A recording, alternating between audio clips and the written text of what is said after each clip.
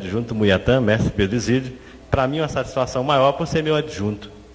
E a pergunta que a gente tem sempre feito, inicialmente, para todos quanto nos ajuda nesse trabalho, é inicial. A primeira, salve Deus, mestre Pedro Isídio. Salve Deus. Como é que foi que o senhor encontrou, qual foi o primeiro contato que levou o senhor a vir ao Vale do Amanhecer, a conhecer o Vale? Foi através de um casal amigo, que na época eu tinha um carrinho e eles me pediram, o que você faz com esse carro, assim, assim? Eu falei, não, roda à toa, não, vamos em tal lugar, assim, assim. Aí eu digo, vamos, topei-me de cara. Aí viemos um dia, isso foi mais ou menos em junho de 1970, e eu sei que nós viemos aqui um dia à noite, uma quinta-feira, e essa estrada terrível, ruim que era, Deus me livre, mas a gente chegou aqui e não demos muita sorte não, que não tinha nenhum trabalho. Eles ainda tentaram a falar com tia Neiva, mas tia Neiva também não pôde atendê-los. Então a gente voltou sem participar de nada, sem ver praticamente nada, somente o templozinho que estava começando ainda, não estava terminado ainda o templo de madeira, ainda estava faltando algumas coisas. Então daquela primeira vez realmente a gente voltou sem participar de nada, mas já ficou na cabeça, né? Inclusive por incentivação deles, eles diziam não, qualquer hora a gente volta e a gente... E assim aconteceu, eu vim uns dias depois com eles e aí já tinha, naquele tempo era só linha de passe e aí já fui atendido na linha de passe, recebi os passes e gostei. Gostei e cheguei em casa, eu transmiti para minha esposa, falei, agora descobri o que eu queria. E ela, como sempre, já cortou na hora, falou, não quero nem saber de espiritismo. Já vem você com suas coisas. Falei, não, lá é diferente. Eu vou te levar lá. E assim passou dias e nós voltamos aqui novamente como casal, que é a Tida, mas o Edilson, não sei se o Guto lembra, né? Eles são funcionários da SEB, os dois, né? Inclusive eles devo muito para eles, que eles foi quem me trouxeram aqui pelo menos umas 3, 4 vezes. Aí eu consegui também trazer a minha esposa. Minha filha tinha um problema na pele, Cristine tinha um problema na pele, que a gente já tinha tentado todos os médicos possíveis, os remédios, a simpatia que tinham nos ensinado, e a gente já tinha feito e ela não tinha nem melhora nenhuma. E em conversa com a Tida, ela falou, olha, Maria do Carmo, leva essa menina lá, no Vale, lá é muito bom, e lá tem uma aguinha que tem poder de cura, e com certeza, quem sabe se ela não vai se curar. E assim foi mais uma força para mim trazer também a minha esposa Maria do Carmo. E aí viemos, chegamos aqui, passamos pelos trabalhos, que era somente linha de passe na época, não tinha trono ainda. E aí a gente fez exatamente o que a Tida pediu, levasse a menina na água, colocasse água para ela tomar e passasse a água daquele ferimento da pele dela. E por que não fosse a nossa surpresa, foi a única, só foi aquela vez e ela curou uma vez por toda, não veio mais, nunca mais até hoje ela teve nada na pele. Pelo contrário, onde era feridinha assim no rosto dela e assim na parte traseira dela também tinha tempo que você não usava nem calcinha, que não dava para usar como criança, mas aí ela não precisou mais, só aquela água uma só vez resolveu. Isso me deu uma força boa, porque aí eu pude conquistar também a Maria do Carmo. E aí a gente veio e ficou vindo. Logo eu fui chamado para desenvolver, mas eu não quis. Eu primeira mão não quis, não. Falei, não, por enquanto não, a gente era muito católico e a mulher devia umas promessas lá para a Aparecida do Norte. Disse, não, né? Disse, não, eu não posso entrar até que pague essas promessas, essas coisas assim. E assim a gente fez. Fomos em Aparecida do Norte, pagamos as promessas, a promessa dela lá, né? Quando nós voltamos já decidido a ingressar, foi quando eu resolvi, a gente resolveu e eu cheguei a dar o nome. Quando eu dei o nome, que naquela época era o Vicentinho, né, ia ser o meu instrutor, eu sei que eu dei o nome dele dias depois, antes de chegar o dia de eu voltar. Eu tive um belo acidente, que acabei com o meu carro, acabei com, quase que acabam comigo também, quebrei a perna, sofri fratura exposta, fiquei guinchado no hospital distrital 24 dias. Mas lá mesmo, eu já sabia pedir por aquilo que tinha acontecido, né, os passos que eu tinha recebido. Eu já lembrava, aquele povo lá, quem vai ter que me ajudar. E também já tinha dentro de mim, na hora que eu melhorar, eu vou para o Vale do Amanhecer, vou para lá. E assim passou um tempo, mas foi muito difícil para curar da minha perna.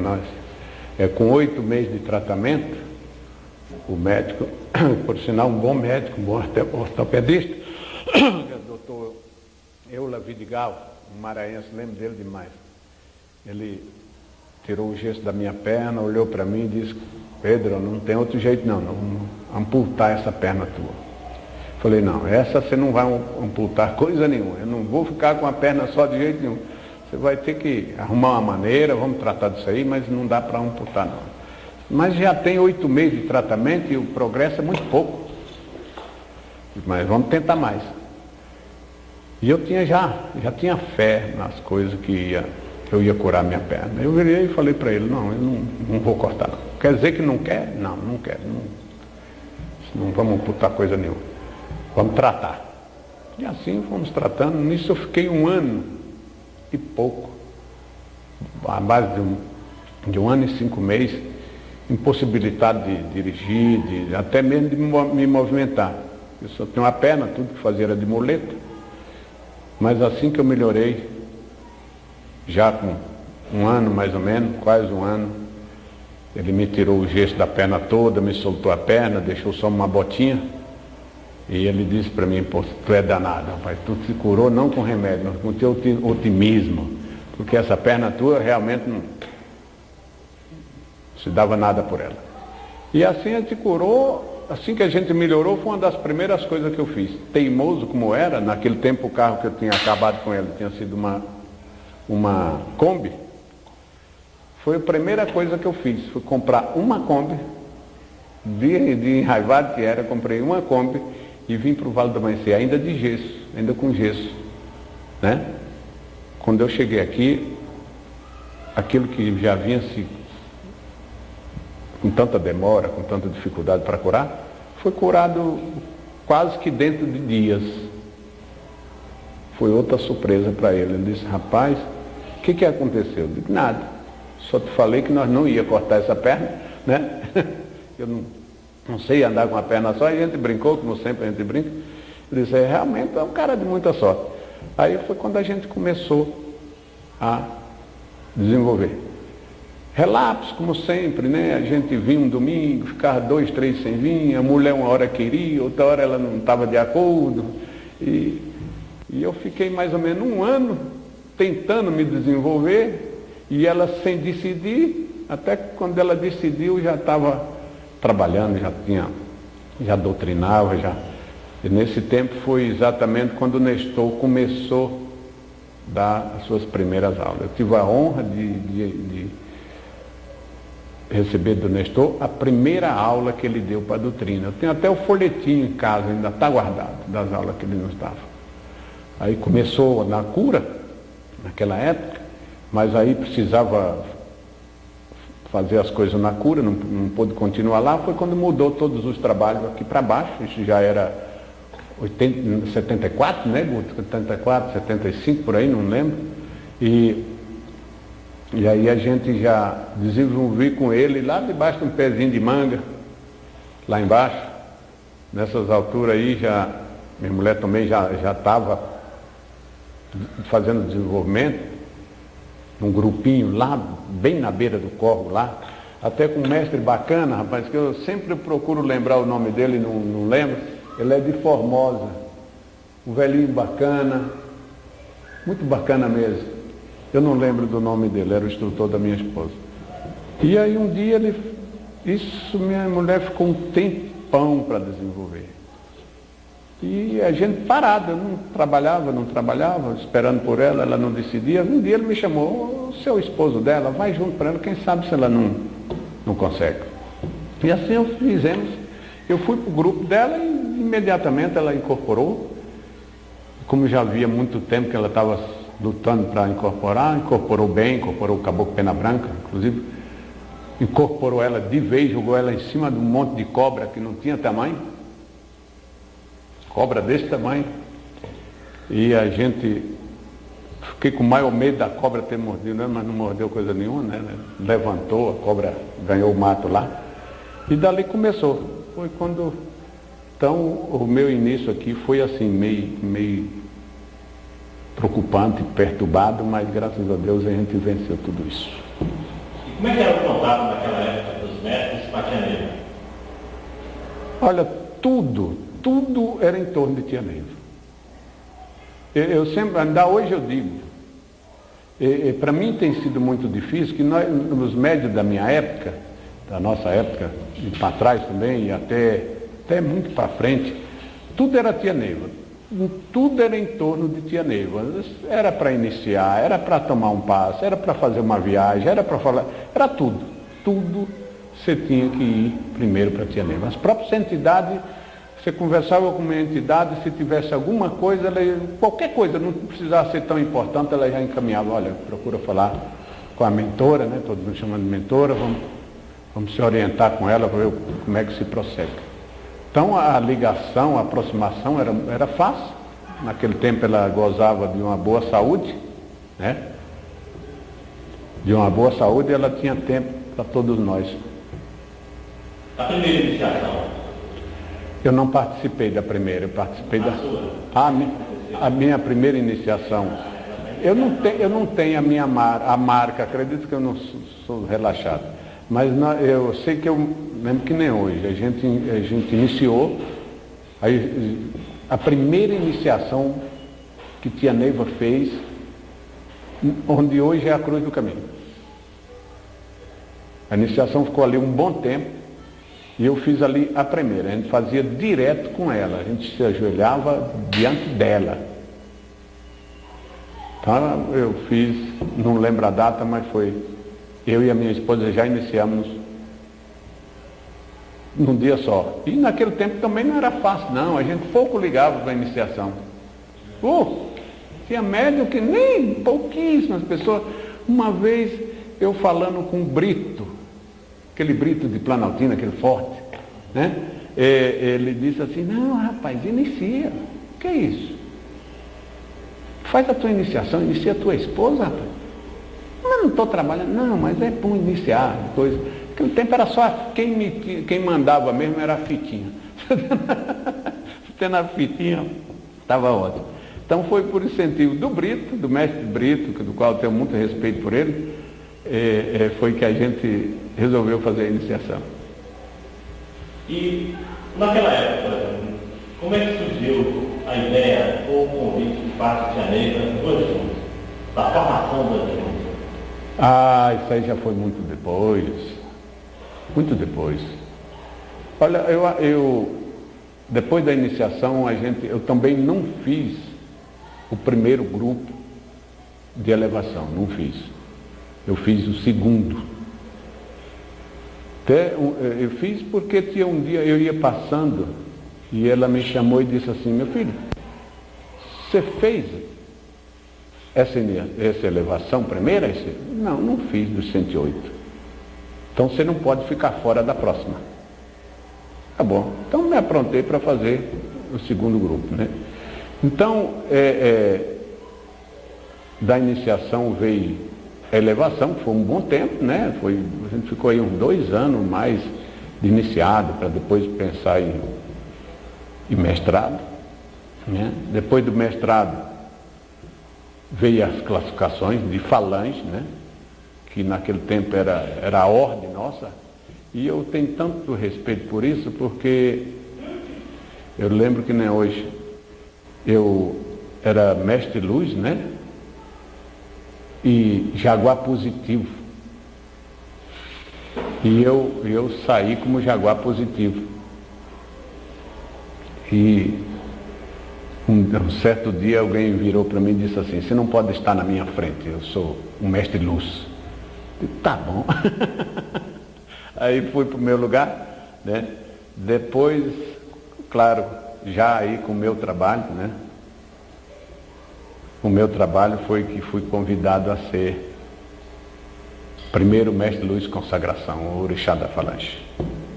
E daí, outro tempo, outra temporada boa, para depois falar, o Guto já é do tempo do Guto, ele lembra muito, que nós nos reunimos com tia Neiva muito tempo, era como orixá de falange, sem se saber se ia surgir adjunto hoje ou amanhã, ninguém nem pensava nisso. E se tinha, não cheguei a ouvi-la, mas em 78 já, 78, na viagem de tia Neiva à Bahia, lá o Prado, me parece que foi dali que começou a própria tia Neiva com intenção e já junto ao Pai Seta Branca, e claro, a formação de povos e adjuntos. Porque até a nossa ida lá, eu ainda tive a honra de abrir um dos trabalhos que ela fez, abrir uma linha de paz, claro.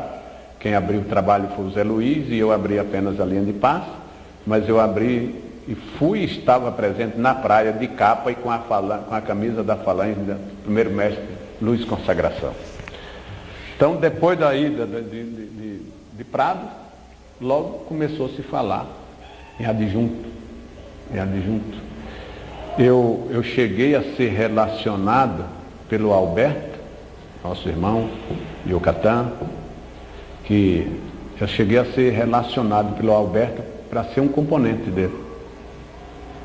Aí um dia de noite, naquela época nós já tínhamos um retiro meu e do Alberto nas sextas-feiras, e já vinha há anos, né? Então ele levou uma relação de médios para a tia Neiva, e quando ela olhando o nome dos médios, estava o Pedro Exílio lá, ela virou e disse: não, esse não é componente, esse vai ser um adjunto. Esse vai ser um adjunto. Aí eu fiquei meio atordoado, eu estava feliz da vida, porque eu ia ser um componente do Alberto. Eu já estava relacionado para ser um componente do Alberto. Aí ela disse: não, o Pedro Exílio não pode, ele vai ser também um adjunto. E aí foi quando a gente recebeu as instruções dela para formar o nosso povo, né? Foi um corre-corre, né? Hoje, quando a gente vê a título apenas de esclarecimento, mas quando a gente vê a loucura de se pegar todos os magos para ser de um adjunto, todos isso, não sei para quê, eu lembro bem muito daquela época, porque a gente chegava a tomar médios uns dos outros, né? Muitas vezes o cara tinha dado o nome para ser, por exemplo, Amanhã, e eu chegava lá e falava: não, mas eu já dei o nome para ser Amanhã, mas tu é meu amigo, a gente se conhece há tanto tempo, então a gente terminava ganhando, né? Um e outros, né? Já tinha outros que era escolhido mesmo, não tinha jeito. Mas foi realmente uma coisa boa, trabalhosa, mas, porque não dizer muito boa, a formação do povo. Foi ali também que a gente começou a se sentir gente, porque você começou a ser visto pelos outros. E é a melhor forma de se entender e de se sentir gente é por outras pessoas, fica mais fácil. Para a gente fica mais fácil se sentir bem quando tem alguém que diz: não, ele é fulano. Parece que existe uma história entre um fato que aconteceu com o Dr. Ralph, que tem um episódio Ralph contigo? Uma história? Ah, tem. Isso já foi bem depois, já algum tempo depois da formação de adjunto. Isso já foi mais ou menos, quer ver? Eu já tinha Brasilinha, né? 80, por aí, 1980. Eu tinha uma coriza que nada fazia parar. Eu tomava remédio direto, usava essas coisas para o nariz, que existia na época, eu usava de tudo e nada parava. Quando foi um dia, à noite, bastante tarde da noite, eu tinha saído daqui, né? Sentado num trabalho aqui e fui para casa. Quando eu chego em casa, isso em torno das 3 horas da manhã, 3h30 da manhã, o telefone toca. Aí eu fui atender o telefone. Quando eu atendi o telefone era o Mário Sassi. Aí ele disse, espera aí que Neiva quer falar contigo. Eu levei um choque, um baita de um choque. Na hora daquela tinha saído daqui, tinha Neiva querer falar comigo. Mas aí ela falou comigo na maior das alegrias. Falou, meu filho, graças a Deus, olha, Dr. Ralph acabou de passar o remédio para lhe curar. Está aqui, está escrito, você dá um jeito de vir buscar a receita. Naquele tempo ela passava a receita para comprar na farmácia mesmo. Né? Lembra? Inclusive ela passou um remédio para mim que não existe mais, uma injeção por nome Desbi. Eu tomei uma série delas e tomei um iodo, a base de iodo, não sei o que lá. Eu tomei por 2 etapas. Passado e escrito por Dr. Ralph. E aí curou, graças a Deus, curou meu nariz. Segundo ele, eu tinha uma abertura frontal aqui, que o líquido que circula na cabeça descia. Fechou. Acabou.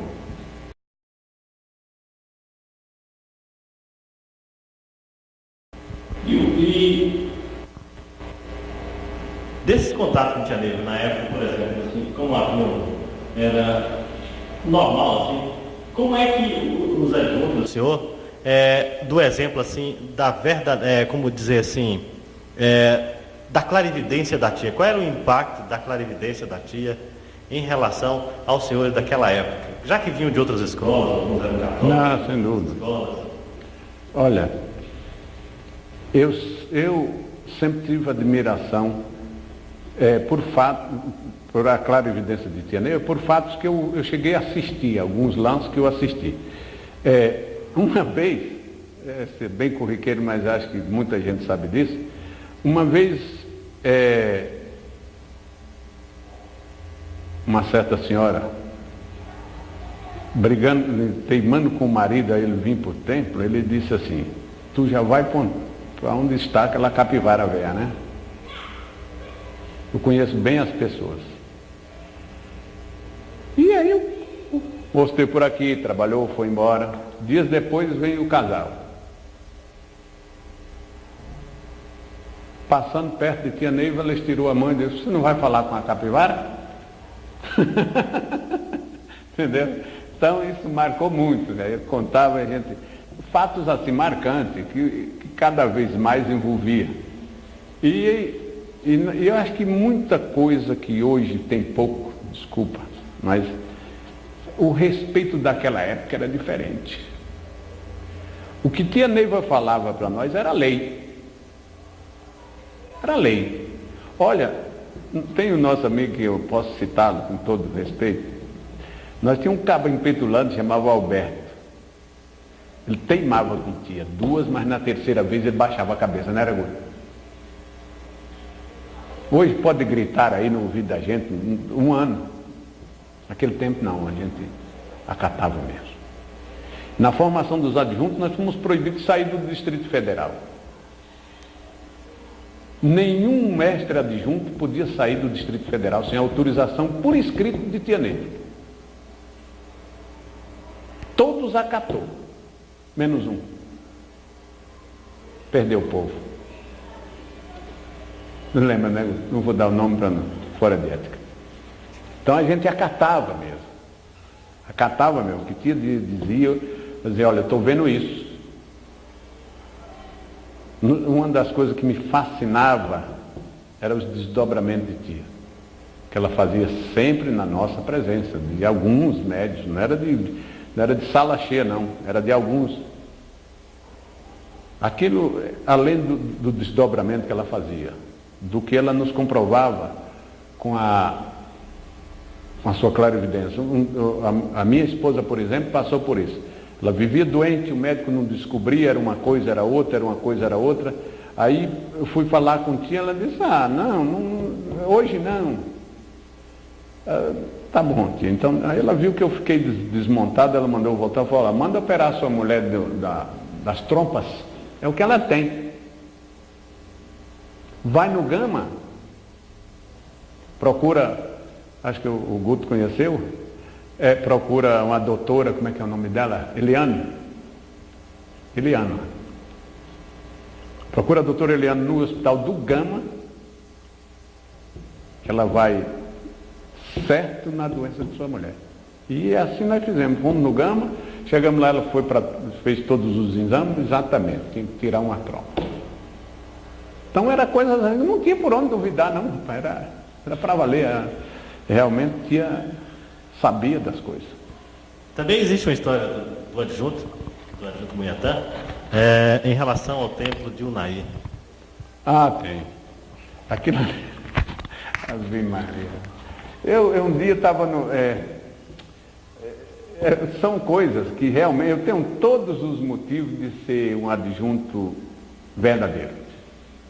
Porque recebi todas as verdades possíveis. Se eu não fosse, eu seria um canalha. Um dia eu estava, naquele tempo eu tinha recebido o trabalho de quarta-feira, que era do Júlio. Eu recebi a seguinte ordem: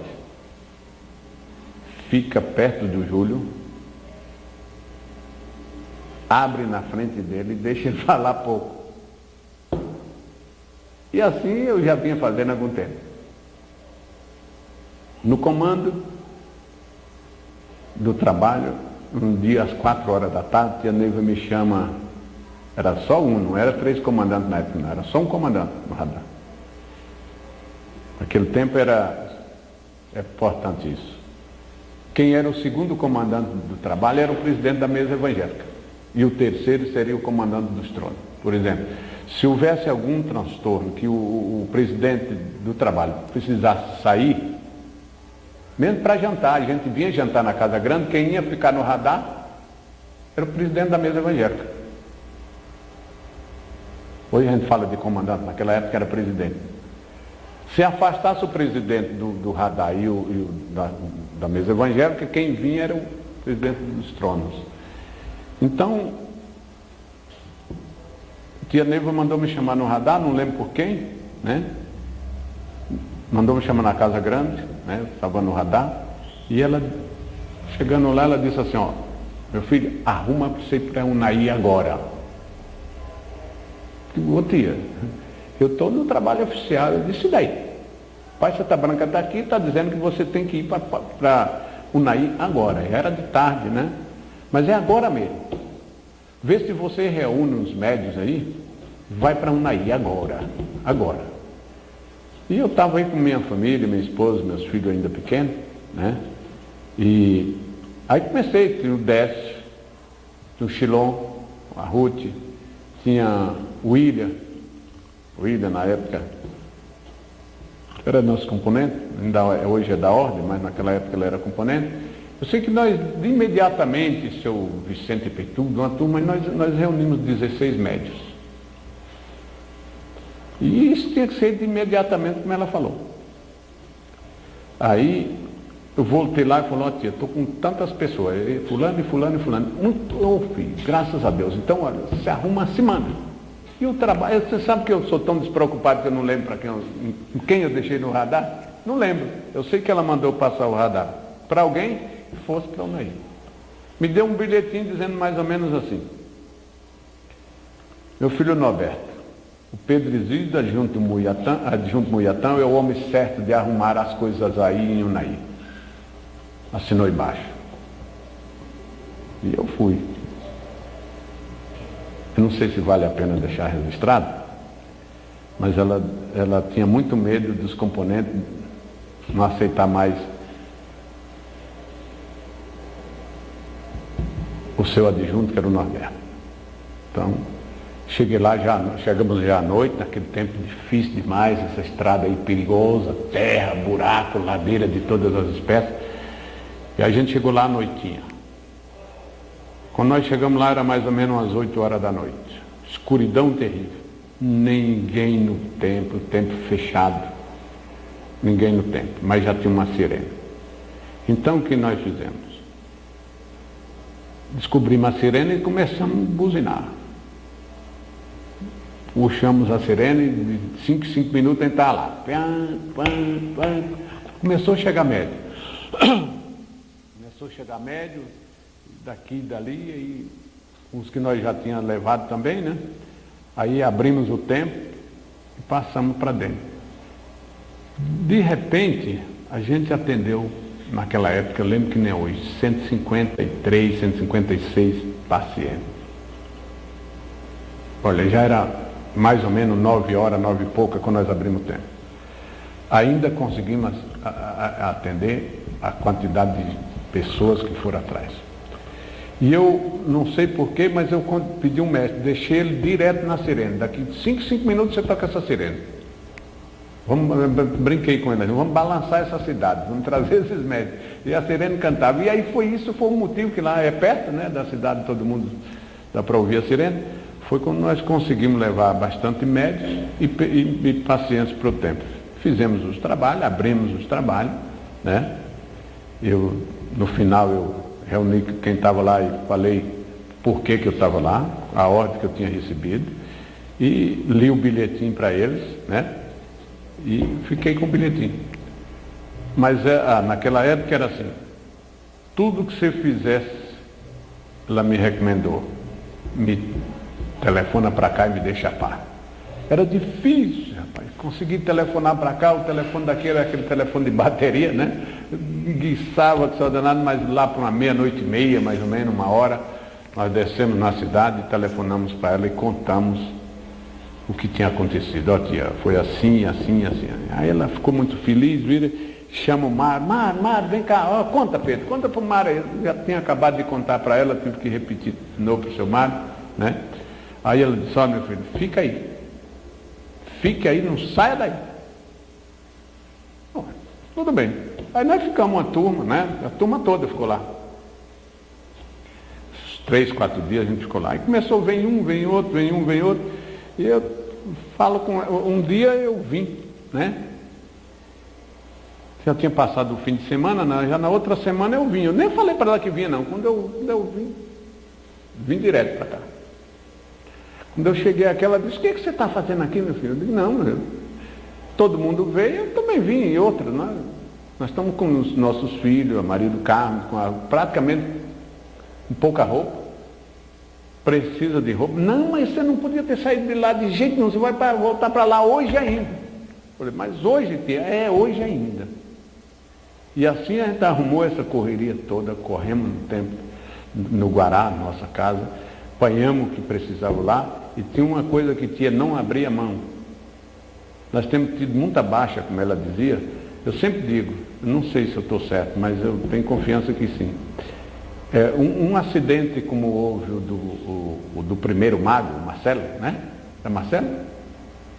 Não é Marcelo não, era Anselmo, isso. Um acidente daquele com tia viva não acontecia. Porque ela via, cara. Ela via, de certeza ela via. Então naquele tempo não saía nenhuma missão que não fosse da Casa Grande. Nós morávamos, como moramos até hoje, no Guará, e ela não deixava eu sair do Guará. Olha, só o tempo que a gente perdia, porque saindo do Guará direto em Unaí, em vez de chegar aqui, você já está de Padef para frente há muito tempo, mas ela não abria a mão, tinha que sair daqui e falar com ela a hora que saía e a hora que chegava. E assim a gente fez. Ela disse, volta, meu filho, volta para lá, e a gente conseguiu ficar 16 dias lá. Só fugi nessa horinha que quando chegamos aqui, ela fez voltar em cima da bucha. Com todo esse trabalho lá, nós conseguimos ajudar o templo, conseguimos ajudar com certeza as pessoas, as coisas mudou. Nosso irmão e amigo Norberto pôde assumir o templo dele com tranquilidade, que ainda hoje está aí. E o pagamento que eu tive disso, tudo, fui ficar sem uma Belina zerada que eu tinha, a Belina 2, e o emprego da Nova Cap com 22 anos, com 17 anos de chefia. Foi o que ela fez questão, isso deverá estar gravado nas coisas dela, que as reuniões dela sempre era gravada e escrita. Ela chamou a turma, todos nós estávamos na sala, e falou: olha o pagamento do Pedro. Pela grande missão desempenhada no Iunaí, foi perder o emprego. Agora o homem está sem emprego. Quando eu vi, estava sem emprego. 22 anos. Não é possível. Não se preocupe não, que o pai Santa Branca vai lhe ajudar, vai lhe arrumar outro. E arrumou. Arrumou dizendo, inclusive, esse você vai aposentar. E hoje eu estou aposentado naquele emprego que ele me deu. E como é que foi a história do Brasilinha? Como é que foi que o senhor foi? Brasilinha foi como uma recompensa. Brasilinha ia ser para o adjunto Camuti.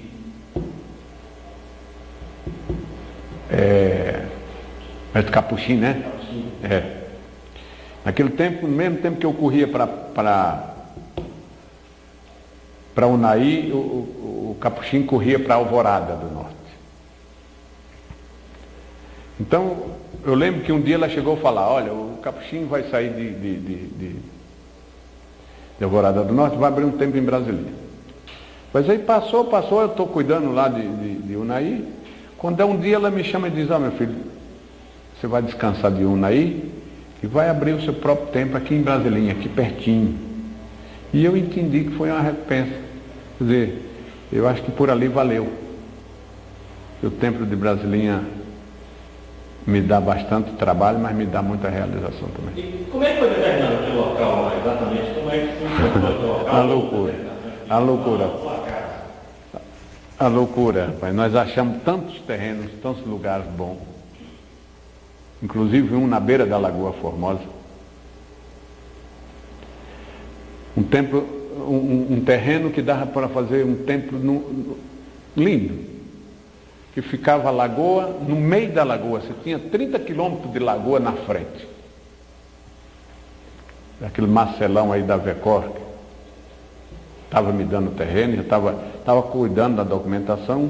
O local realmente eu encantei com o lugar. Cheguei aqui, contei para ela, ela ficou calada. E eu saí desdobrado com o terreno. Corpo mediúnico, todo mundo vibrando, porque realmente era muito bonito. Aí foi a segunda vez que ela me tirou da cama, mais uma vez. Altas horas da noite, o telefone toca. Aí ela fez eu vir aqui. Mário Sassi está aí, ainda está vivo, pode ver isso. Ela fez vir aqui. Era mais ou menos 4 horas da manhã, quando ela telefonou, meu filho, vem aqui, agora. Eu digo, pelo amor de Deus. Não, venha. Aí eu peguei o carro, cheguei aqui, o dia estava quase clareando, ela estava acordada, ela, o Mário e algumas pessoas. Eu vinha com o maior medo, não sabia nada do que poderia estar acontecendo. Ela vira para mim e disse: não, meu filho, tá bom. Tia, eu cheguei. Tá bom, filho, tá bom, senta aí. Aí o Mário, já estourado, dizia assim: fala, Neiva, fala logo o que você tem de falar. O rapaz, tira o rapaz da cama. Ela disse: não, filho, não é nada não, só queria lhe pedir uma coisa, não dispensa aquele terreno. O que, tia? Não, dispensa, não queira nem saber mais daquele terreno, não. Tia, pelo amor de Deus, o homem já está fazendo a documentação, o homem já está tudo pronto, já tudo no nome de Muiatã da Amanhecer. Como é que... Não, filho, não queira não. Pode deixar que seu lugar vai aparecer. E aí a gente conseguiu, ficou Alguém arrumava o terreno, ia para lá, vem para cá, ia olhar, tia, não é isso não. Se preocupe não, na hora que encontrar o seu mesmo, o lugar, você vai saber. E assim, um dia nós estávamos num trabalho lá, o médico falou, olha, tem um lugarzinho assim, um lote, o rapaz vende, quem sabe se não servir para vocês. E eu fui lá olhar, né? Chegamos lá, gostei de cara. Então, como a gente gostou, ali mesmo nós levamos um caminhão de médicos, né? Lá mesmo nós já abrimos uma linha de passe. Foi uma força tão bonita, rapaz, que a gente não esquece nunca. E ali já ficou mais ou menos registrado, mas dependia dela. Quando nós voltamos aqui, ela moteava, tem um lugar assim, assim. Eu disse, aí, meu filho, o lugar é esse. E é aquele lugar que nós estamos até hoje. Tem até uma historinha lá. Ela me disse que era ali o local do templo, porque ali é um cemitério de índios, que tem cerca de 500 espíritos, segundo ela, enterrados naquele lugar. E agora, quinta-feira, nós tivemos a honra de conversar com um deles, que está bravo porque nós estamos quase terminando. Ele é um dos últimos que ainda se encontra por lá. Os outros, segundo ele mesmo, incorporado no nosso padrinho Luiz, disse que nós conseguimos tirar um a um, já está no fim, mas que ele não vai sair. E com a conversa que nós tivemos, eu tenho quase certeza em Deus, em Pai Santa Branca, que ele é um dos que já foi também. Com certeza. Então, a gente tem encontrado ali verdadeiras dificuldades, que é comum, mas com esperança de não só aqueles espíritos que ali estavam acrisolados há alguns anos, né, que foram matados por fazendeiros, né, e ali mesmo enterrados, eles não queriam sair dali por nada, por nada. Mas graças a Deus parece que as coisas se encaminham. E Padre? Ainda falando de Brasilinha, uma das coisas que me marcou também bastante. Assim que nós descobrimos o terreno, começamos lá embaixo. Logo ali para cima tinha um centro de macumba, aquele de bater tambor, mas bater forte mesmo. Então a gente trabalhou muito tempo, alguns meses. Uma das coisas que me marcava muito era exatamente na hora da cura. Abria aquela curazinha evangélica lá, e o tambor dos caras batia tão forte que parecia que estava dentro da cura. Aí um dia eu vim falar com o tio, digo, tia, mas tem... Ela sempre perguntava, como é que está, meu filho? Como é que está a Brasilinha? Está indo, tia. Só que eu estou com a macumba lá perto, que Deus nos acuda, tia. É daquelas que bate tambor e... Quando a gente está com os trabalhos no templo, parece que o tambor está ali dentro do templo, junto com a gente. A gente tem que fazer tudo no som da batucada lá. Aí ela olhou e disse, filho, não se importa com aquilo não, vai depender de você. Se você trabalhar direitinho, aquilo acaba. Os médios que tem lá, você vai ganhar até algum deles. E hoje nós temos bem uns 4. Ainda hoje nós ainda temos uns 4 lá, que era exatamente daquele centrinho do tamborzinho lá, que desapareceu, e os médicos ficou para a gente. Quer dizer, mais uma vez comprovando que tinha realmente sabido das coisas. Agora Padre Bernardo é outro. Padre Bernardo, um mestre Janã, que deixou a corrente, se chama Carlos, a gente chama ele de Carlinho. Ele morava em Padre Bernardo e veio para cá, desenvolveu aqui, fez iniciação, voltou para Padre Bernardo, ficou aquela dificuldade. Um dia ele falando com tia Neiva disse, não, eu vou mandar abrir um templo lá. Aí passou outro tempo, ele voltou e falou, tia, como é que ficou? Conversou com o Luiz, ele veio e conversou com o Luiz Soares, que hoje é nosso padrinho. Sobre lá, como é que a dificuldade dele, que tinha conversado com tia, e que tia tinha prometido um templo para lá. Aí, conversa lá, a tia Neiva disse, aquela área é do Pedro Exídio, está perto de Brasilinha, está no mesmo rumo, né? Tá por ali, então é do Pedro Exídio. Aí mandou me chamar e falamos ali da possibilidade de se abrir um templo no Padre Bernardo. Ficou falado ali. Mas eu fiquei meio com o pé atrás. Eu não sei se eu vou, nem bem comecei Brasilinha, já começar Padre Bernardo também. E aí, passado uns dias, ela voltou a me dizer, não, meu filho, não mexa com o Padre Bernardo, não. É muito dependioso, porque eu acredito que ela viu da minha má vontade. Disse, não, meu filho, não mexe com o Padre Bernardo, não. Mexe com o Padre Bernardo, não, muito dependioso, muito difícil, está sofrendo muito em Brasilinha, coisa. Aí eu fui como tirasse um peso das minhas costas. Graças a Deus, né? Graças a Deus. Aí esquecemos o Padre Bernardo. Esqueci completamente. Passado um tempo, ela vira para mim e diz assim, meu filho, como é que está indo o Padre Bernardo? E como é que é? Como é que está indo o Padre Bernardo? Tem muito médio já e coisa? Eu falei, não, tia, a senhora mandou que eu parasse, que eu não fosse. Ah, é? Esquece. Esquece. Aí, logo começou a apertar a doença de tia. E vai, até que chegou o desencarno.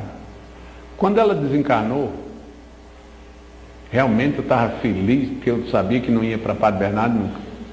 Mas ao ela desencarnar, eu me senti na obrigação de cuidar do Padre Bernardo. Também a iniciativa própria, minha. Vou para Padre Bernardo, vou pedir a Deus que faça um pouco daquilo que tia queria que fosse feito lá. E fomos. E Padre Bernardo é aquele que você já conhece. Gostoso como nunca. Só falta o Guto ir lá, que dia 2 nós vamos levar ele. Né? Me realiza muito. Ali, outro sofrimento. Espíritos perigosos, violentos, inclusive o nosso amigo padre, que já não é tão mais brabo, já conversa com a gente direitinho.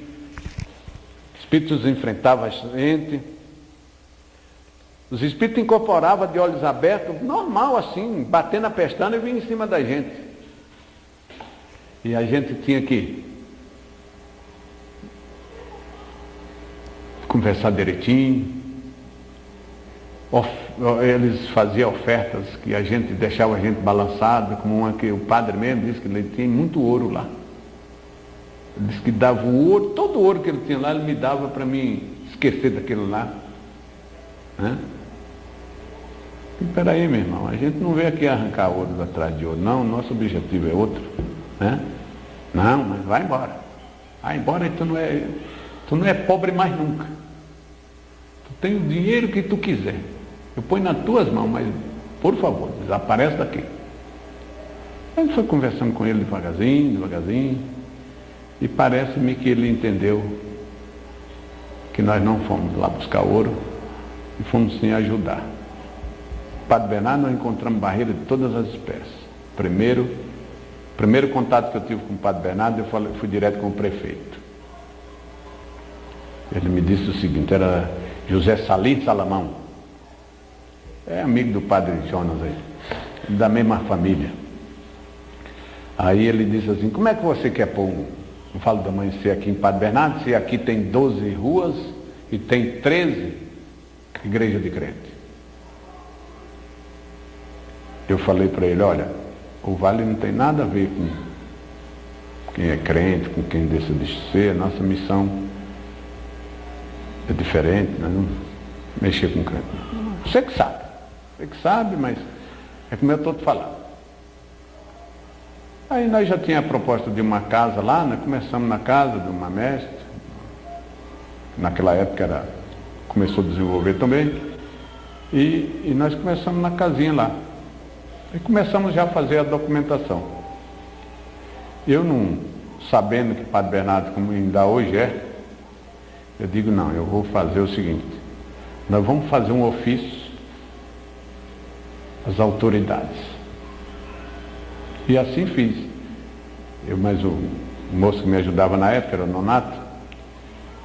E aí fui pessoalmente, levei um nas mãos do senhor prefeito, levei um na mão do senhor juiz, deixei um para o padre, que eu não encontrei, e levei uma outra cópia na delegacia.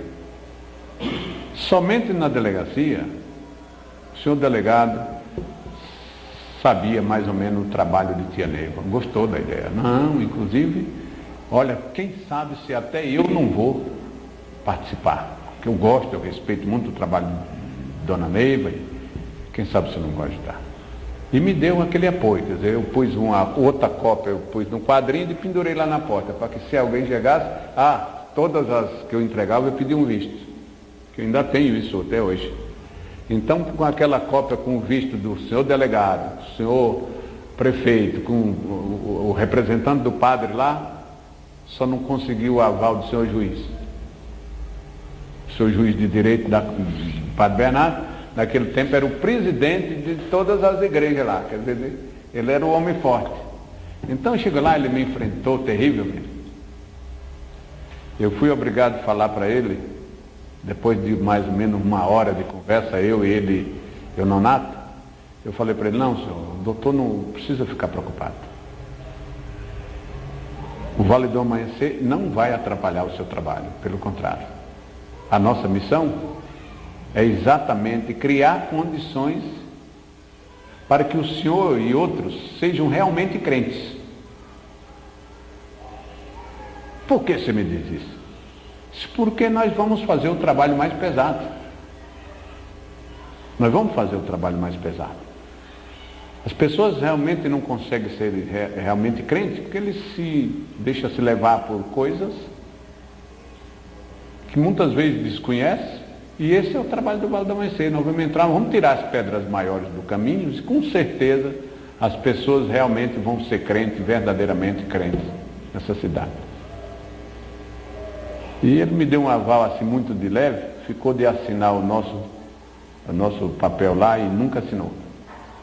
Morreu e não assinou o danado, morreu há pouco tempo. Mas também não mexeu com nós. E um fato marcante, que eu não posso deixar de registrar isso, foi a pressão dos crentes. Como a gente sofria. Tinha vez que a gente estava trabalhando, ele estava com o culto bem na porta da casa onde a gente estava trabalhando. E um certo dia, isso já depois, eu já tinha o terreno, né? Já tinha o terreno definitivo, que é onde hoje é o templo. Nós começamos ali. Quando nós já estávamos com as paredes mais ou menos levantadas, desceu um ônibus cheio de gente, e segundo os médios lá, tinha 11 outros carros de gente, era muita gente, era cerca de 150 pessoas para frente. Então eles pegaram, fizeram um círculo de mãos dadas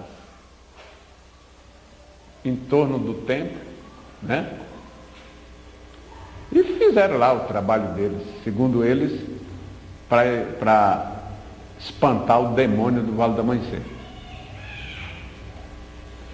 Aí me telefonaram, todo mundo apavorado. Eu digo, não, e agora? Agora vai acabar mesmo, que não tem jeito.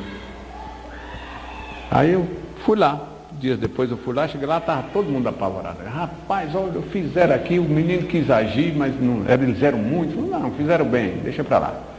Mas eles fizeram aqui, berraram aí pra caramba, os caras falando, que estavam expulsando o demônio do Vale do Amanhecer. Aí eu fiz até uma brincadeira, eu falei, uai rapaz, então tá fácil. Já que eles expulsaram o demônio, ficou mais fácil para nós. Então meter a cara, vamos construir esse templo, vamos mostrar para eles que o demônio realmente foi embora. E foi exatamente o que a gente aconteceu. A gente virou a coisa e o templo está lá. Nós pegamos o negativo e transformamos em positivo. Não foi? Eu achei isso de uma inteligência que, claro, não foi minha. Foi alguém que tem batido aí no meu ouvido, porque eu peguei esse tema lá. Já que eles expulsaram o demônio, poxa, o nosso trabalho mais pesado aqui é ele, então ficou fácil, vamos fazer as coisas. E fizemos. Graças a Deus, não tem tanto mérito, mas já tem um tempo. Ninguém pode reclamar do Pedro Exídio. Lá está o tempo.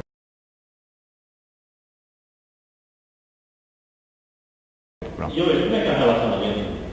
Como é que a cidade vê o templo, os crentes, né? Na cidade, na verdade, são os crentes. Como é que continua hoje? Não é mais como era.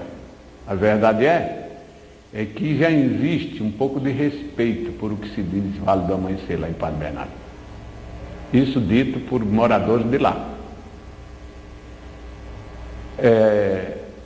Médios que moram vizinho de crentes, já ouviram, segundo eles, não foi para mim, mas já ouviram, segundo eles, dizer que realmente esse Vale do Amanhecer tem alguma coisa porque ninguém conseguiu aparar, né? A coisa está aí e eles não puderam fazer nada. Então a gente pode dizer que o relacionamento entre as autoridades é bom, a gente tem um certo relacionamento com todos eles e com a comunidade também. Não é um tempo de crescer muito, porque nós chegamos um pouco atrasados. Como nós falamos, é comum, só para brilhantar, isso o próprio delegado nos contou, que eles são sempre solicitados, eram sempre solicitados, a tirar crente de dentro da casa das famílias, porque eles entravam um da família, eles acampavam ali para levar o resto. Então foi como eu falei para o prefeito, falei para o seu juiz também, o Vale do Amanhecer é mais uma opção para que as pessoas sejam realmente crentes, ou católicos, ou espírita, né? Uma coisa que também aconteceu, isso eu posso dizer com certeza, é que tinha muito terreirinho, e com a presença do Vale do Amanhecer, segundo as informações, os terreirinhos quase que não existem. Então me parece que valeu a pena. Aquela história estava perigosa. Eu que trabalhava no Canadá, antes, a notícia antes, de um número grande de acidentes. O senhor sabe se teve alguma influência? Olha, é possível, porque no começo a gente deparava com vários acidentes ali violentos. Eu e mais uma equipe de médicos, nós conseguimos ainda tirar uns caras debaixo de um chevette que tinha acabado de capotar ali no terminal das 7 curvas. E tem uns acidentes ali meio estranhos. Mas a verdade é que de uns tempos para cá, não fiquei sabendo mais de acidente por ali não. É possível. Tia Neiva também gostava disso. Tia Neiva, quantas vezes eu fui em Alvorada do Norte? Eu fui em Alvorada do Norte mais o Guilherme, eu fui mais o Tumuxi, eu fui mais o Bálsamo, eu fui mais o Jojito. Algumas vezes, a gente foi uma vez, não, a gente ia sempre. Tia queria manter, ela fazia todos os esforços de manter o templo de Alvorada exatamente para impedir os acidentes terríveis que aconteciam e poderia estar acontecendo até hoje nessa estrada que vai para o Nordeste afora aí. Então, com certeza, um templo na beira de uma estrada lhe ajuda muito. Como o Templo Mãe ajudava Brasília. Não sei se eu estou corretamente certo em dizer ajudava, mas nós lembramos muito. Tia Neiva vivia nos chamando, olha, vamos fazer um trabalho para o Eixão, né? Vamos diminuir os acidentes em Brasília. Essa pista de Taguatinga, de Sobradinha, até entrar por Vale aqui, isso ali era um matadouro. Ali morria gente e a loucura.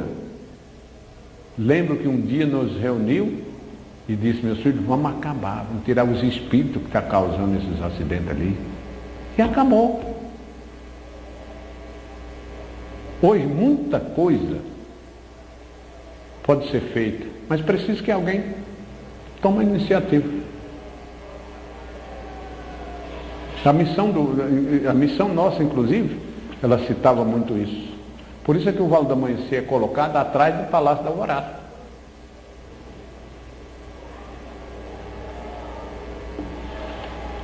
Para segurar, é para impedir. E segundo ela, e eu não tenho nenhuma dúvida disso, o Vale do Amanhecer, a Estrela Cadente, tem condições de segurar muita coisa. Como já segurou, sem dúvida. A forma da respeito do professor de Janeiro, tem uma informação, não sei se é verdade ou não, de que ela fez uma professora a respeito dos tempos que iria desencarnar o mestre no seu tempo, dentro do tempo. Ah, sim, foi. Inclusive, Uma coisa marcante. Outra vez que ela me chamou e disse assim: meu filho, tenha muito cuidado. Tenha muito cuidado. Vai morrer um médico dentro do seu tempo. Rapaz, e como eu sofri com isso, viu? Para mim, qualquer arruaçazinha que estava, já era a hora do... já era o cara que estava desencarnando. Eu fiquei num trauma, rapaz. Mas passou tempo. De vez em quando eu lembrava, graças a Deus, acho que passou o tempo, né? Quando é um belo dia, o médico está de retiro.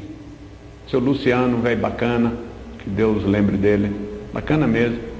Ele passou o dia de retiro, lá tardezinha, no anoitecer já, abriram uma linha de passe lá e ele, como todos os médicos, foi tomar um passinho lá. Na hora que ele pôs as mãos aqui, tomou o primeiro passo, quando ele seguiu para terminar o segundo, caiu e já caiu morto. Na linha de passe. Então, eu fiquei com medo, mas não deu nada, porque ele já tinha problema do coração, né? E a família já sabia que quem estava segurando ele mesmo um pouco era o Valdemar. E como segurou alguns anos, mas morreu lá dentro, para confirmar aquilo que ela tinha me prevenido. Tem cuidado, meu filho, vai morrer um médio dentro do seu tempo. E foi dito e feito. E morreu até outro, não sei se de qual que ela estava falando, porque em Padre Bernardo também ia morrer um. O cara se suicidou lá dentro do templo. Então a bala no vidro que saiu do outro lado. Cara bom, rapaz. Eu não entendo como é que uma pessoa daquela chega a um ponto de fazer uma coisa dessa. Até hoje não entendi. Beleza, amigo, camarada, cuidadoso, bom doutrinador. Lá, ficou lá o fim de semana, trabalhando no sábado, domingo, veio embora. Na segunda-feira, 10 horas da manhã, ele estoura os miolos. Ficou filha da mãe. Tudo bem. E o primeiro cavaleiro da nossa roda as pessoas se ligam muito no primeiro cavaleiro da nossa roda. Está na hora da gente saber a história da gente saber um pouco da história do primeiro cavaleiro da Lança Rosa. Olha, é tal coisa. Eu acho que isso... Muita gente me pergunta, como é que foi? Como é que é? Olha, eu tenho uma cartinha comigo, escrita por tia Neiva, dizendo o seguinte: meu filho, vou lhe dar uma posição de destaque no Turigano. Eu guardei aquela cartinha, está lá comigo até hoje. E depois disso foi que surgiu o Cavaleiro da Lança Rosa. Uma coisa ela sempre dizia: meu filho, eu tenho em você um homem evangélico. Ela gostava muito de bater no meu peito e dizer isso.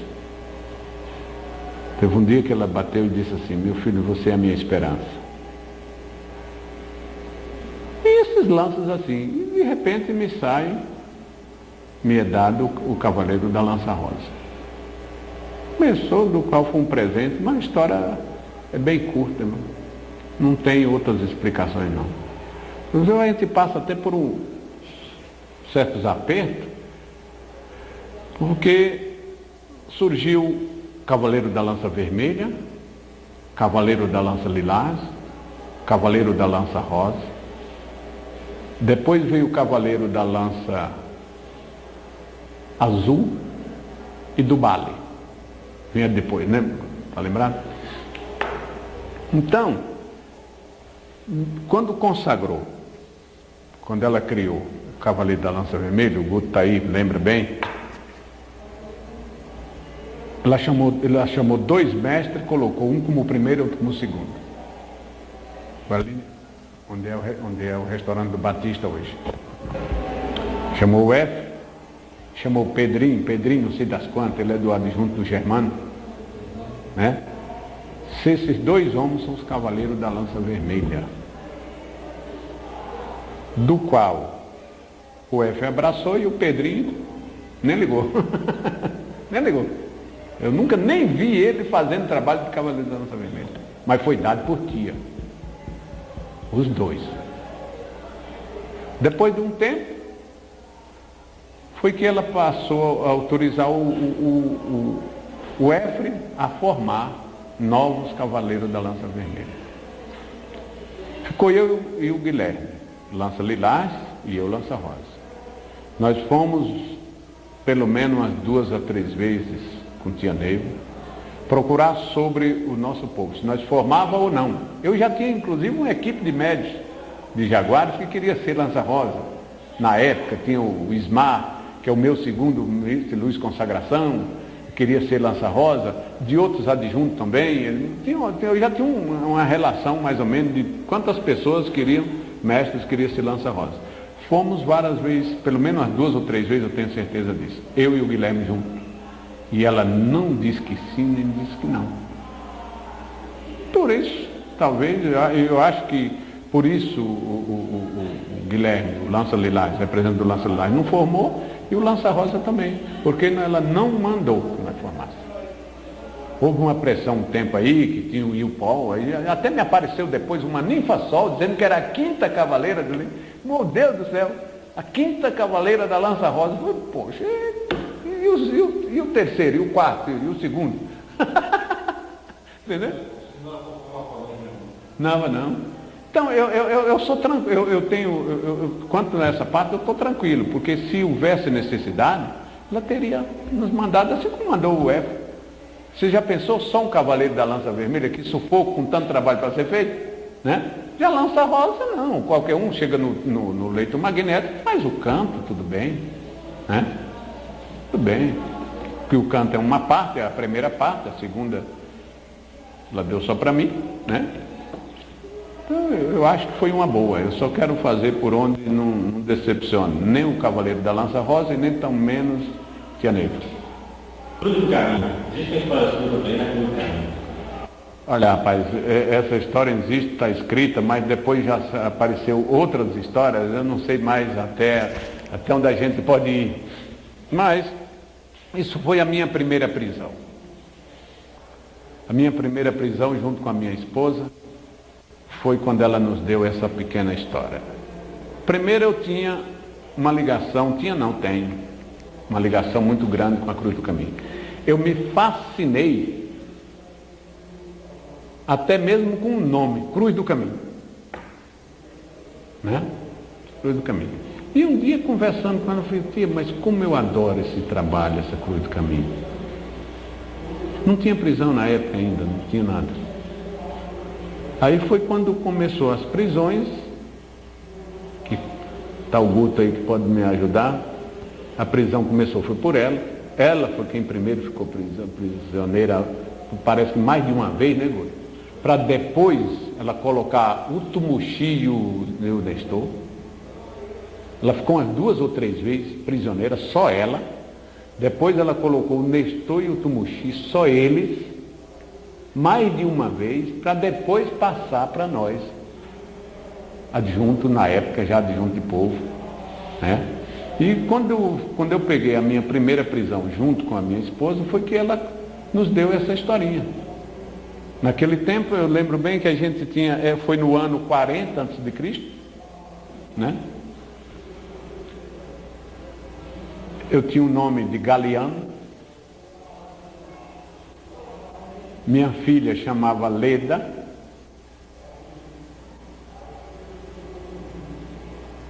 Eu não lembro o nome do que era da... Eu sei que mais ou menos o seguinte, nós estávamos juntos, eu, a Maria do Carmo, Cristina e Fábio, nós estamos juntos por várias vezes. Naquela época nós já estávamos juntos. Então, eu me rebelei, mais ou menos, como Galiano, saí fora da corte e arrumei tomei de assalto um certo castelo, né? Que esse castelo ficou conhecido depois exatamente pela bravura, não seria bravura, e sim pela ignorância de Galiano, né? E o ponto de referência deste castelo segundo a história que eu tenho, era uma cruz, que já tinha o nome de Cruz do Caminho. Era como se você fosse para o plano piloto, você tem que passar pelo Sobradinho, né? Então, essa Cruz do Caminho já existia lá, que também servia de referência. É tua nível, parece. Que já tem como referência, serviu de referência também para aquele castelo. Então, a ligação exatamente do que havia entre o castelo e a Cruz do Caminho, eu não lembro bem.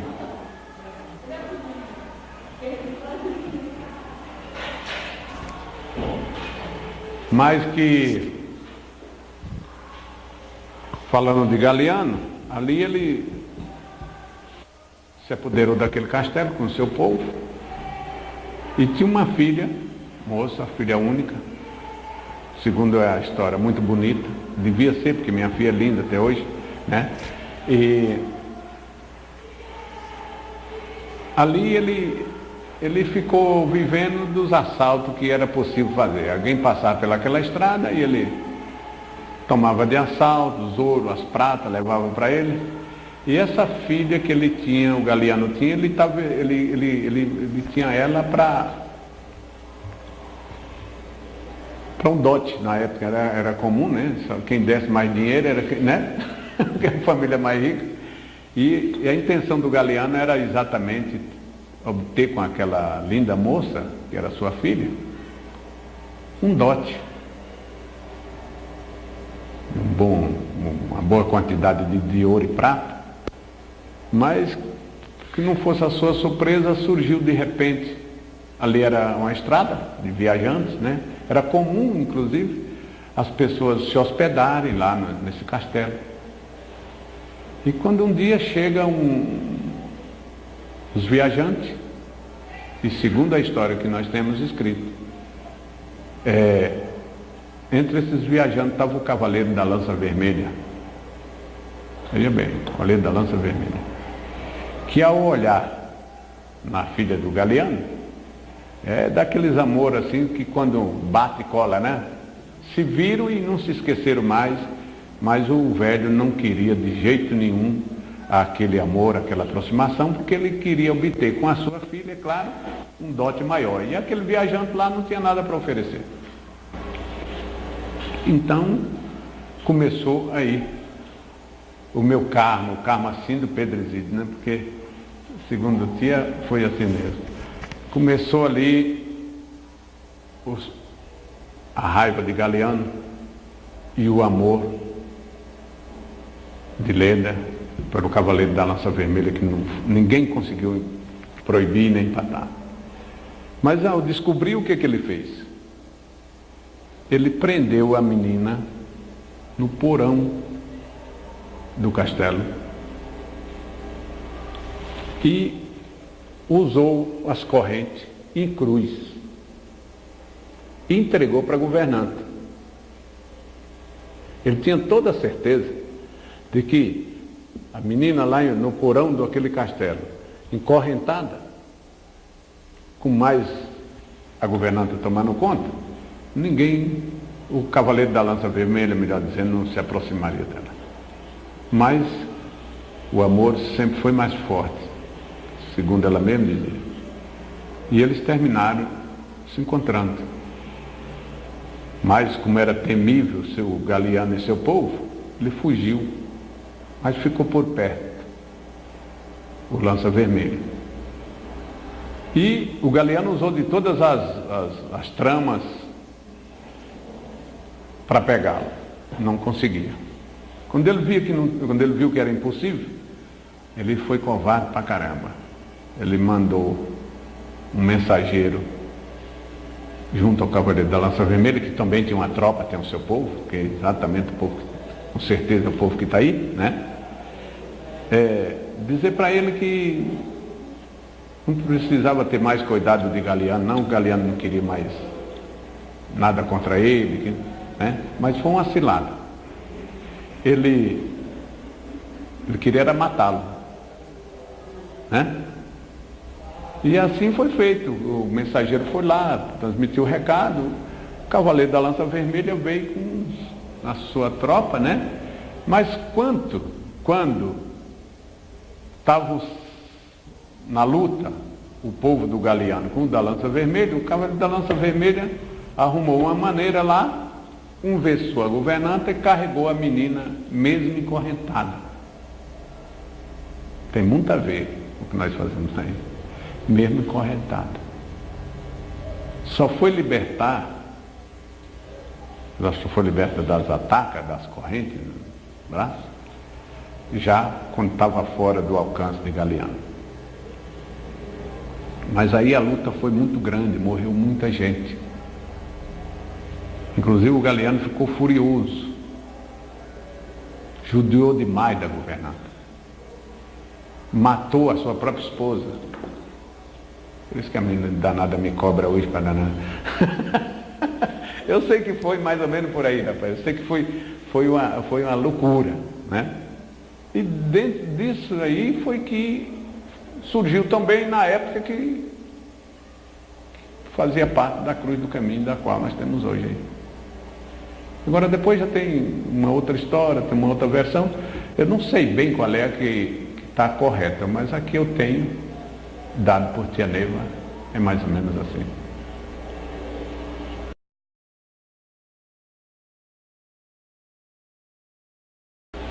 O adjunto Goiatã é um adjunto, assim, na própria formação do povo, um pouco diferente do que o senhor tem. Componentes no Templo Mãe, parece que a maioria são no Templo Mãe, tem Brasilinha e tem Padre Bernardo. Então são três situações e três raízes diferentes. Então a primeira pergunta que eu faço ao senhor é a seguinte: o que é o povo Muiatã para o senhor? Quem é esse povo? O que ele representa para o senhor? E essa diferença, como o senhor vê assim, essas três raízes, ou essas três formações do povo Muiatã? Olha, primeiro, o povo Muiatã para mim é tudo. Eu talvez, com certeza, não vou encontrar palavra para descrevê-los, como realmente eu sinto. E quanto está essa separação, é uma coisa também que me chamou bastante atenção, porque já teve oportunidade, eu já fiz isso por mim mesmo, de vez em quando eu faço. Uma vez eu digo assim: hoje eu vou em Padre Bernardo, vou em Brasilinha, vou conversar com o povo de Padre Bernardo, vou conversar com o povo de Brasilinha, vou fazer a reunião das 4 horas lá no Templo Mãe. E assim eu fiz.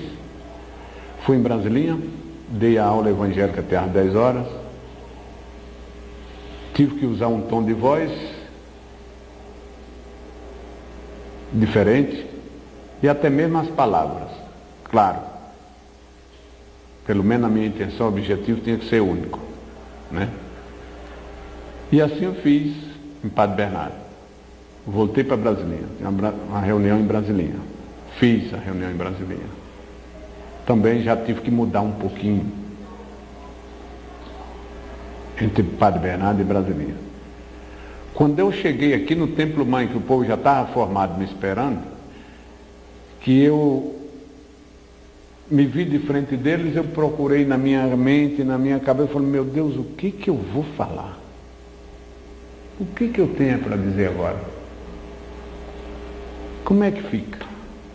E comecei conversando, e eu tenho certeza que naquele dia não sou de dar grandes aulas, mas aquela foi uma das melhores que eu dei até hoje. Quer dizer, eu consegui fazer 3 trabalhos que eu considerei para mim, eu testando a mim mesmo, 3 trabalhos bons, com 3 povos completamente um diferente de outro.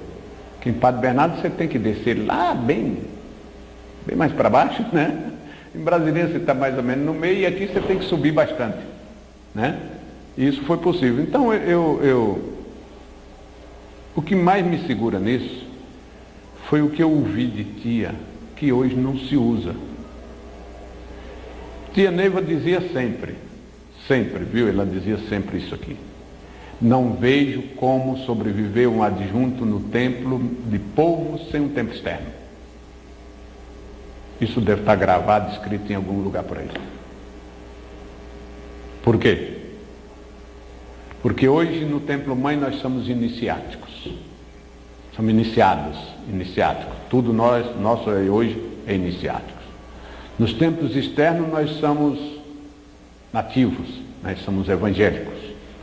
Então, o adjunto de povo vai precisar da força nativa do templo externo, quanto o templo externo vai precisar da força iniciática. Então é um trabalho em perfeita harmonia, pela sua própria necessidade das forças iniciáticas e também a presença das forças nativas.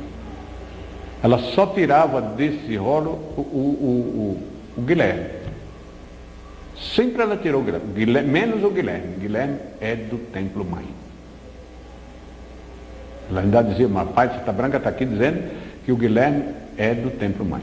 Agora, naquela época, ela aconselhava que todos os adjuntos de povo tivessem um templo externo. De repente, uma coisa que me marcou muito, tinha Alberto em Santa Teresa, tinha o Caldeira e o Naí, junto com o Norberto. De repente a Neiva recolhe. Alberto volta para o Templo Mãe e não vai mais em Santa Teresa. Tira o Caldeira de Unaí, recolhe o Caldeira de Unaí para o Templo Mãe e imediatamente manda o Pedro Isidro para lá. Eu falei, essa minha mãe gosta muito de mim, né? Uma fogueira dessa ela me joga. Aí eu não entendi, ué. Aí ela começou a falar, lugar de adjunto de povo, adjunto do Templo Mãe é no Templo Mãe. Mas eu entendi, espero eu que eu tenha entendido. Primeiro, isso não é nenhum desmerecimento de nosso não, mas era a verdade. O adjunto xodó de Tia Neiva era o Alberto. Não era, Guto? Ela amava e respeitava e queria, claro, todos nós. Mas o Alberto, ela tinha um cuidado todo especial. Eu pessoalmente fui na casa do Alberto várias vezes, mandado por Tia Neiva saber o que estava acontecendo com ele. Nós tínhamos um retiro, como já falei, na sexta-feira. No retiro que o Alberto não aparecia, ela mandava me chamar, vai na casa do Alberto hoje, saber o que foi, me telefone para dizer o que foi. Eu fui 4, 5, não sei quantas vezes na casa do Alberto. E o caba sempre dando dele, deixa para lá, tá tudo bem, sei o que lá, danado. Então, eu entendi o seguinte, que realmente a coisa pesou para o Alberto lá em Santa Teresa, e Tia ficou com medo de acontecer alguma coisa com ele e trouxe ele para o Templo Mãe. Com Caldeira também, porque não é possível, porque ela tira os dois e me empurra para Unaí, assim com ordem por escrita, né? O adjunto Muiatã, mestre Pedro Isidro, é a pessoa certa de consertar o Unaí. Se tinha saído de lá o Caldeira, que é, sem dúvida, o segundo adjunto da época. Então, eu entendi que ela foi mãe 2 vezes. Como sempre, porque ela, vendo do que ia, da decepção que poderia ocorrer com os dois, trouxe de volta para casa. E ela tinha certeza também que eu ia me sair bem em Unaí, e foi realmente quando eu me senti mestre. Eu devo muito no Unaí, eu não vou esquecer disso nunca. Foi o Unaí que me fez o médico que eu sou hoje. Com certeza. Com todos os sofrimentos, com toda a loucura que eu tive que fazer, né? Sacrifiquei a minha vida, a vida dos meus filhos, o meu emprego, a saúde, sacrifiquei tudo, mas segundo o Pai Santa Branca, incorporado em Tia Neiva, eu superei a espiritualidade, a própria espiritualidade, ou seja, o que aconteceu em Unaí, eles não esperavam que acontecesse com a minha presença lá, superou, foi além do que eles esperavam. Então, eu só posso ficar com a primeira, É bom para o adjunto de povo do Templo Mãe ter também a força nativa.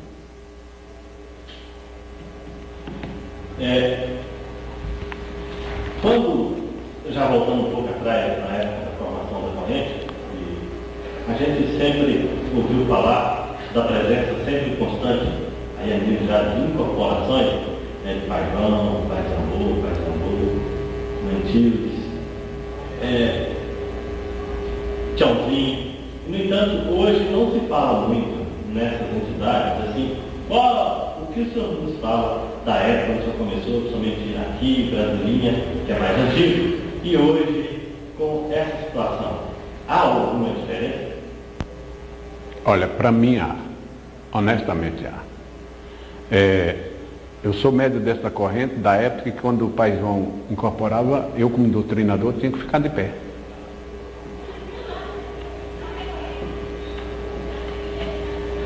Então me assombra hoje, realmente me assombra bastante, quando eu vejo a facilidade, a mecanização que existe entre nós.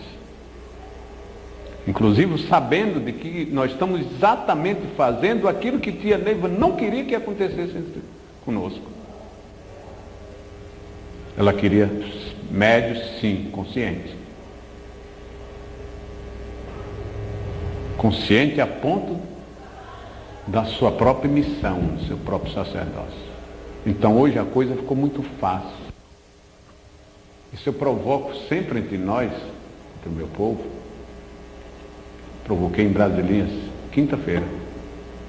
Eu conversando, dando uma aula que eu dei de manhã, de tarde, aliás, no intervalo do retiro, eu falei propositalmente 3 vezes em Pai Santa Branca, nem um médico se mexeu, mandei eles ficar de pé. Porque é falta de respeito. Nós, médios desta corrente, temos por obrigação, de onde ouviu o Pai de Santa Branca, o nome de Pai de Santa Branca, nós nos curvar um pouquinho e dizer, salve Deus. Isso não tem mais entre nós. Quer dizer, realmente me assombra de que a gente vá perder os nossos principais valores. Eu tenho muito medo disso. Parece que mudou, não sei o que foi.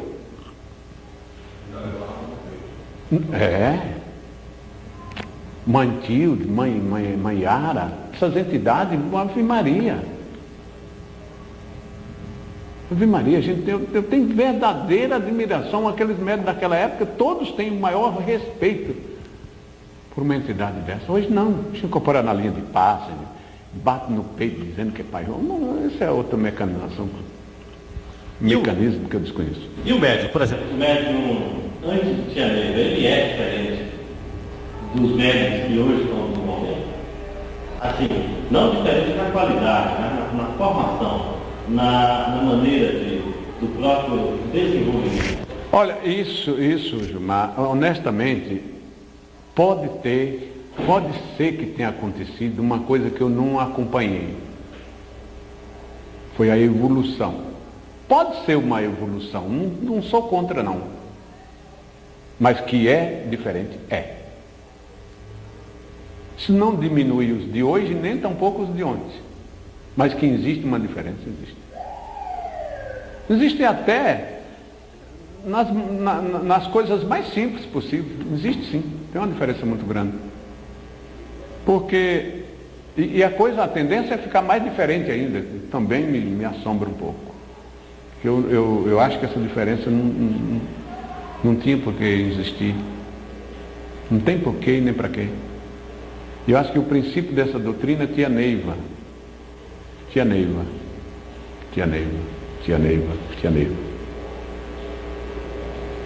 Qualquer filosofia, ou prática, ou conhecimento, ou técnica, para nós não diz nada. Absolutamente nada.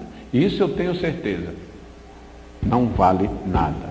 E nós estamos comprovando isso. A filosofia é Pai Santa Branca e Tia Neiva. Tia Neiva e Pai Santa Branca. Lamento se pensar em outras. Porque nós corremos um grande risco.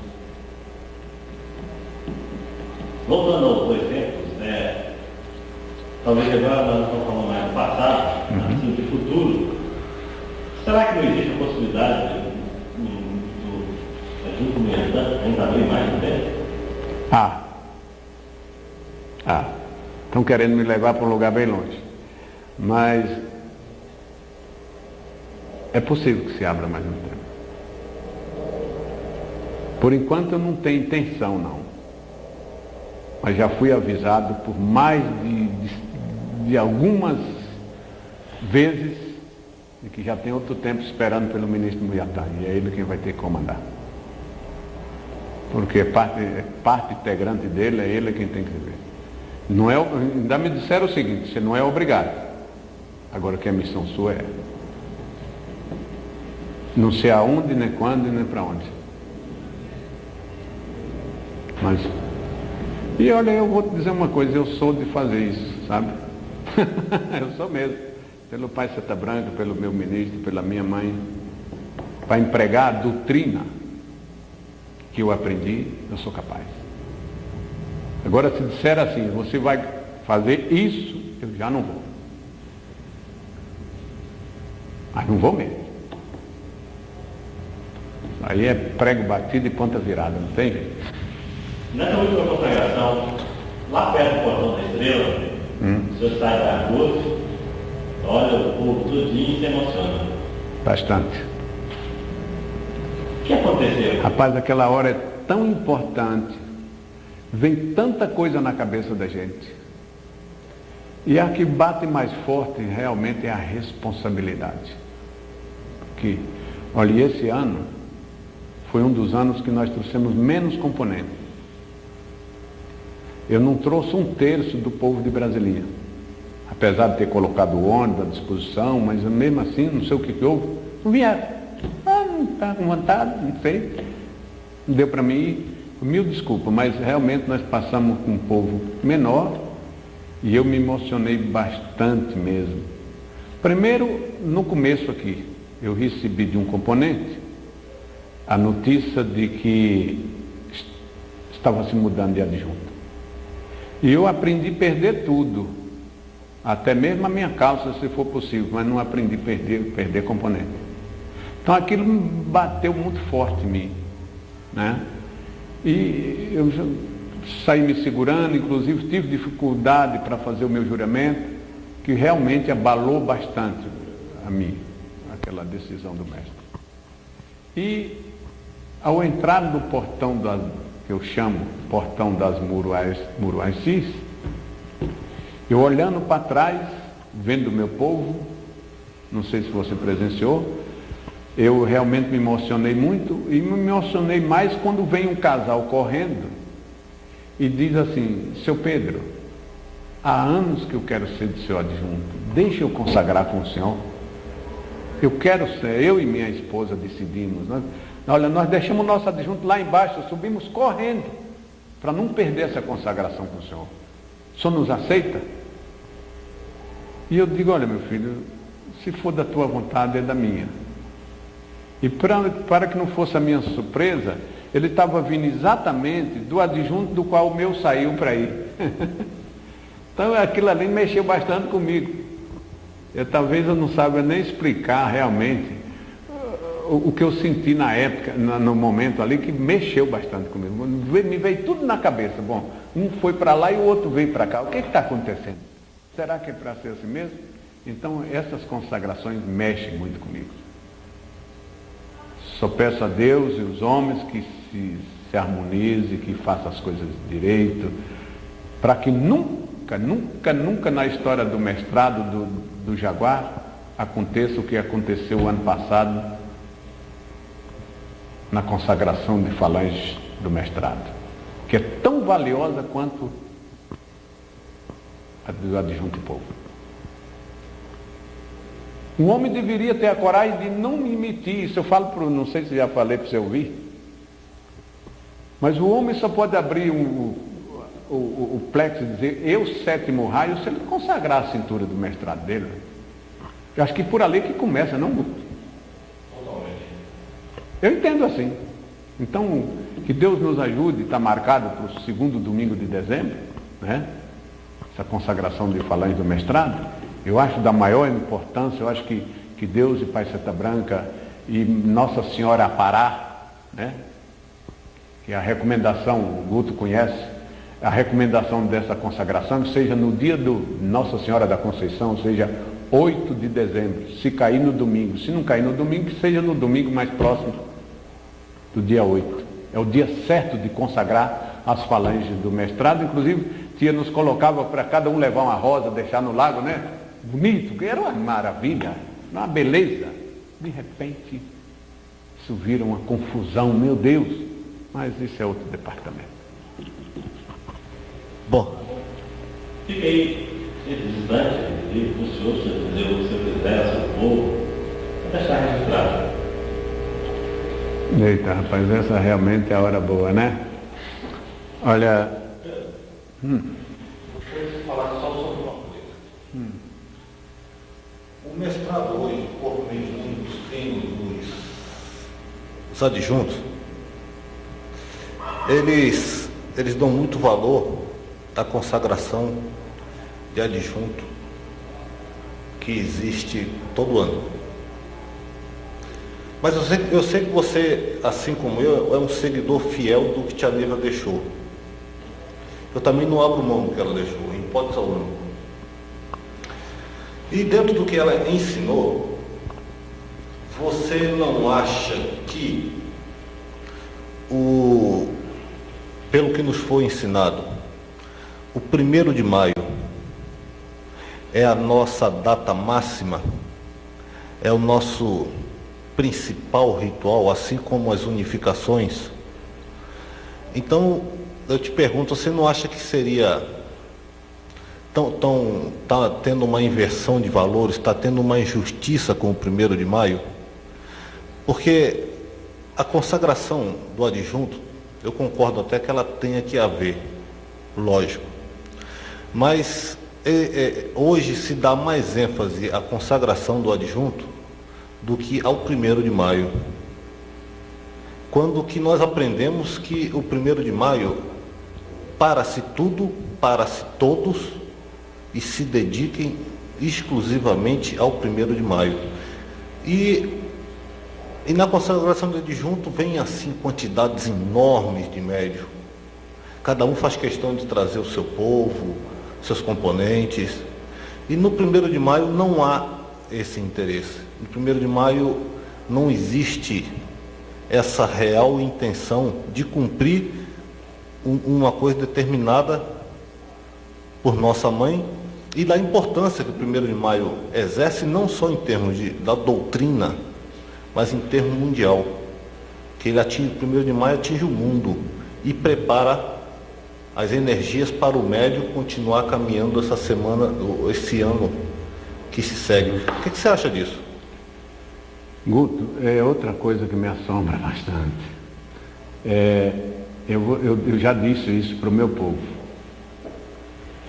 Aquele que não tem coragem de ir do 1º de maio deve ter a humildade de não comparecer na consagração de adjunto.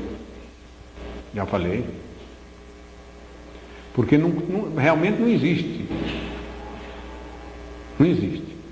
Eu acho que o dia 1º de maio é para a eternidade o dia mais importante para o espírito espartano, para o mestre Jaguar, na missão de Jaguar hoje. Eu lamento profundamente de que a direção não se atente para essa finalidade, porque realmente você falou uma coisa importante. Nós corremos o risco de invertir as coisas mais principais, como muito delas já não existe. E se nós chegarmos ao ponto que chegamos, o risco é maior ainda. O 1º de maio é o dia D para nós. É o dia principal, é o dia em que o médium se anodiza por um ano. Eu tenho um ano de proteção. A consagração do adjunto, de componente, eu acho que ela é necessária também. Mas é dentro daquilo ali. Aquele que não pôde vir dia 1º de maio, devia não comparecer no dia 10 de outubro ou 11, quando cai o domingo, né? Para se consagrar componente e povo. Eu acho que o 1º de maio para nós é principal.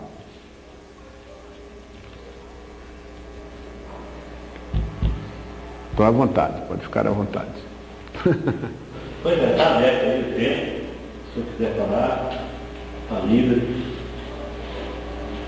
Eu sou um médio diferente, não sei porquê, talvez seja pela minha ignorância.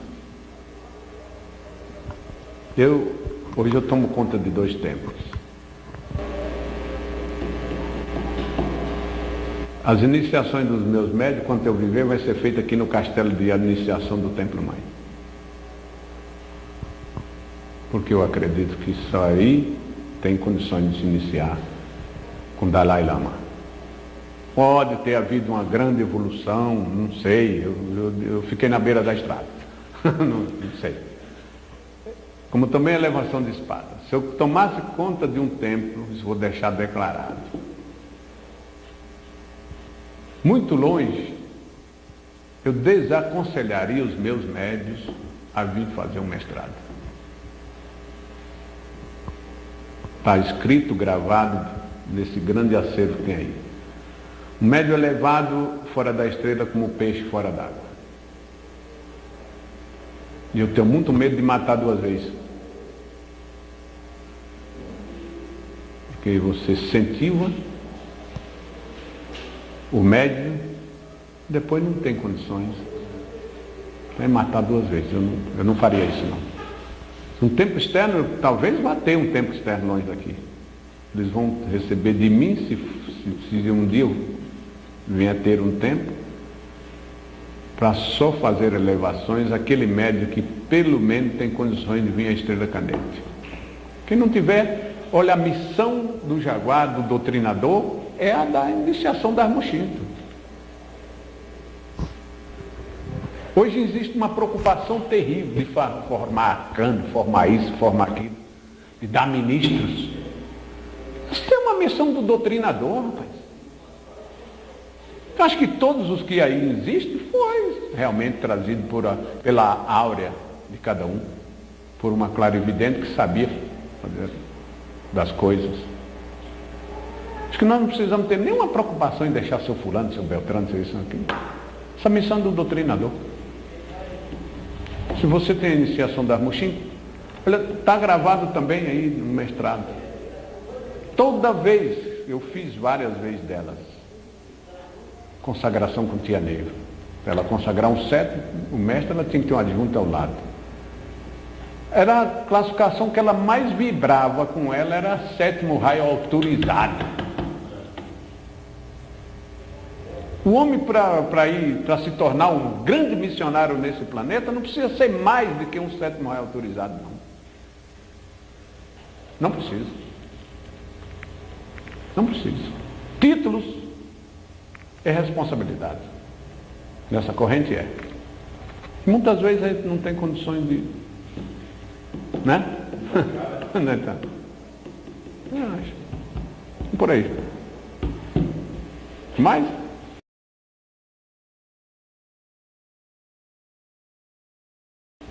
Bom, quero agradecer ao senhor por essa oportunidade. E o ministro me deu muita saúde. Eu preciso. Muita saúde, muita paz, para o senhor levar essa missão à frente. E que esse tempo, quando vier, que possa também dar alegrias como Deus tem dado, as alegrias do Brasil e para a terra. Eu já recebi essas mensagens, essas comunicações, mas eu tenho muito medo, porque nas condições de abrir templo hoje eu não me enquadro. Não tenho nada contra ninguém, pelo contrário. Eu sempre digo, vou continuar dizendo, eu sou um dos bons presidentes de templos, não dou trabalho para ninguém. O fato de eu não estar aqui e ali não quer dizer nada. Nunca fiz nada que desabonasse a minha coordenação. Enquanto eu viver, vou trabalhar para que isso nunca aconteça. Vou fazer dentro daquilo que eu aprendo. Agora, eu quero dizer para o meu povo o seguinte: se depois que eu sair daqui e precisarem de ouvir essa mensagem, Eu só tenho uma coisa a pedir. Procure ser sempre simples. Simples, simples. Toda a nossa doutrina se resume na simplicidade. Foi na simplicidade de Tia Neiva, foi na simplicidade de Pai Seta Branca, foi na simplicidade de Mãe Teovina, né, Guto? De Mãe Teovina, de Mãe Yara, quando apareceu doentinha na cadeirinha de roda. Foi quando a gente cresceu, foi quando Tia se tornou a grandeza, o poder que é hoje. Então, em primeiro lugar, que seja bastante simples. Segundo, que seja simples mesmo. Em terceiro, que sejam verdadeiramente simples. Salve Deus.